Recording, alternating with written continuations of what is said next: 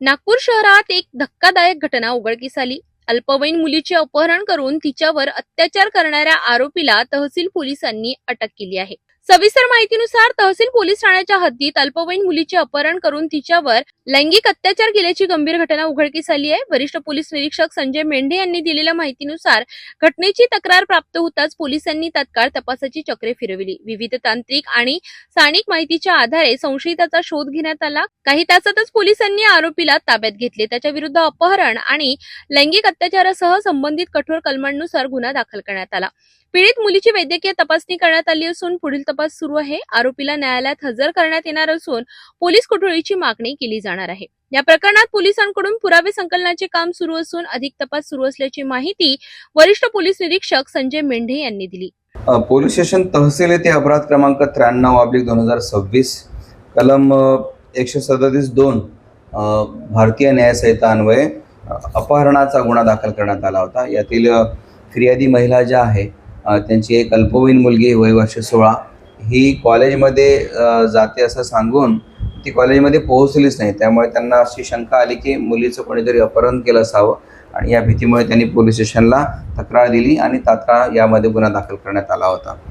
त्यानंतर असं लक्षात आलं की त्या मुलीच्या मागे एक आरोपी जबरदस्तीने मागे लागला होता।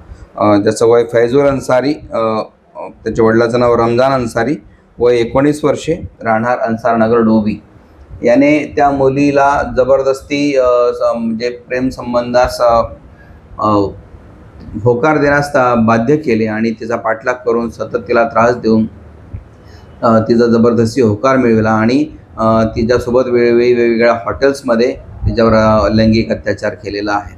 त्यामुळे असं निष्पन्न झाल्यानंतर सदर गुन्ह्यामध्ये पोक्सोचं सुद्धा सेक्शन वाढवण्यात आलेलं होतं।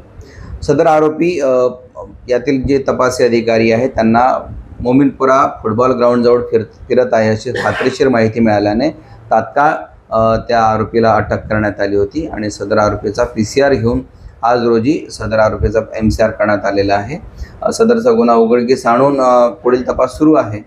सदर गुन्ह्यामध्ये जी अल्पवयीन पीडिता होती ती दुसऱ्याच दिवशी म्हणजे घटनेच्या दुसऱ्या दिवशीच दुपारी 1:30 वाजताच्या दरम्यान स्वतःच तिच्या घरी आली होती आणि तिने तिच्यासोबत घडलेली संपूर्ण हकीकत तिच्या आईला सांगितली होती आणि त्यानुसार सदर पीडितेचं मेडिकल वगैरे वैद्यकीय तपासणी केल्यानंतर सदर गुन्ह्यामध्ये पोक्सोची कलम वाढ करण्यात आलेली आहे।